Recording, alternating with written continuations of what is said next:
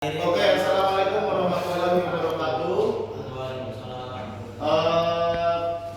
Sebelumnya untuk lebih lanjut kita memperkenalkan diri terlebih dahulu dari sebelah kanan. Nama saya Dimas Aprianto, NPM 2215021066. Nama saya Dina Putra, NPM 215021036. Perkenalkan, nama saya Rodion Torino, NPM 2115 021128.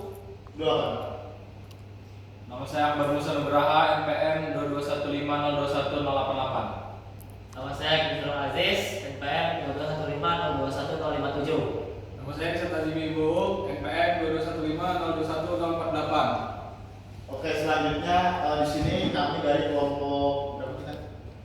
Kelompok 5 ingin mempresentasikan tentang analisis kelayakan ekonomi menggunakan metode Net Present Value (NPV), metode Internal Rate of Return (IRR), Payback Period (PBP) pada unit kontras di CVX yang kelompok tertentu. Oke, Mas. Oke, pendahuluan. Pergantian alat memerlukan dana yang cukup besar dan pengeluaran kas perusahaan dengan harapan adanya efisiensi dan produktivitas dari alat yang baru sehingga mampu memberikan nilai pengembalian yang lebih besar.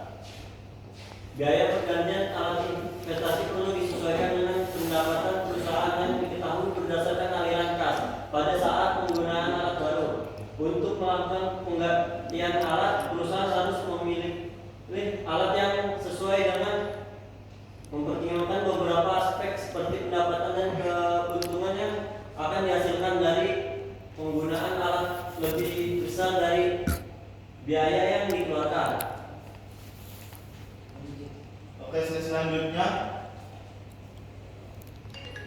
Tinjauan pustaka. Definisi dan kelayakan investasi. Investasi menurut Atmaja 2018. Investasi adalah bidang keuangan yang juga berhubungan dengan keputusan pendanaan perusahaan, tetapi dilihat dari sudut pandang yang lain, bukan dari pihak pengusaha tetapi dari pihak pemberi modal, investor. Ada beberapa cara dalam mengelola usul investasi. Salah satu pengelolaan usul investasi didasarkan menurut Rianto 2011 adalah investasi penggantian. Studi kelayakan proyek adalah penelitian tentang dapat tidaknya suatu proyek, biasanya merupakan proyek investasi dilaksanakan dengan berhasil. SWOT dan 2008. Semakin besar skala investasi, maka semakin penting studi ini dilaksanakan, karena semakin besar skala investasi maka semakin besar pula jumlah dana yang ditanamkan.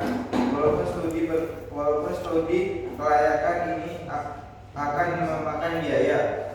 Oke, selanjutnya metode Net Present Value (NPV) merupakan metode yang dilakukan dengan cara membandingkan nilai sekarang dari aliran kas masuk bersih proses dengan nilai sekarang dari biaya pengeluaran suatu investasi outlay. Oleh karena itu, untuk melakukan perhitungan kelayakan investasi dengan metode NPV diperlukan data aliran kas keluar awal, aliran kas masuk bersih di masa yang akan datang, dan apa itu? Oke, selanjutnya Metode Internal Rate of Return (IRR). Metode Internal Rate of Return (IRR) adalah salah satu metode mencari suku bunga di saat NPV 0. Informasi yang dihasilkan pada metode IRR ini berkaitan dengan tingkat kemampuan cash flow dalam mengembalikan modal investasi yang dijelaskan dalam bentuk persen, periode waktu, dan seberapa besar pula kewajiban yang harus dipenuhi diharapkan maka proyek tersebut dianggap layak. Metode Payback Period (PP). Metode Payback Period (PP) merupakan metode yang digunakan untuk menghitung lama periode yang diperlukan untuk mengembalikan uang yang telah diinvestasikan dari aliran kas masuk.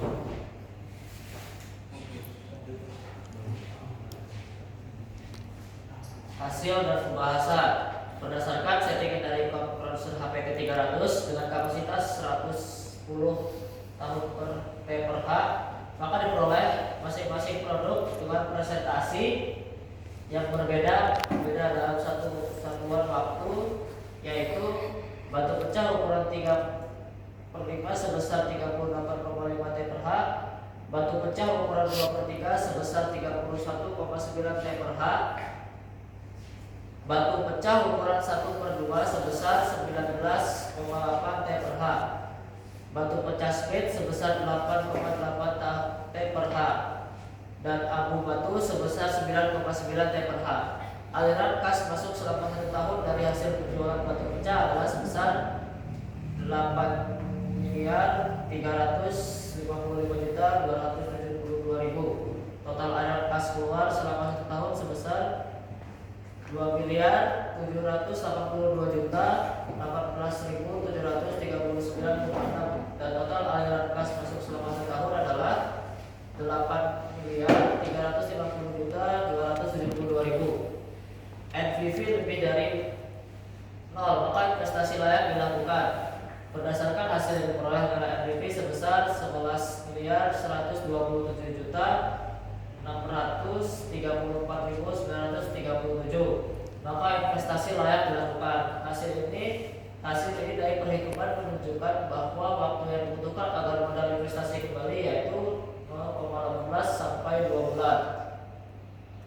Jika payback period kurang dari lamanya proyek, maka investasi layak dilaksanakan. Oke, mungkin cukup sekian presentasi dari kelompok 5. Kami selaku anggota kelompok 5 dari teman-teman sekalian, apabila ada kesalahan dalam tutur kata, kami mohon maaf yang sebesar-besarnya. Wabillahi taufiq wal hidayah. Wassalamualaikum warahmatullahi wabarakatuh.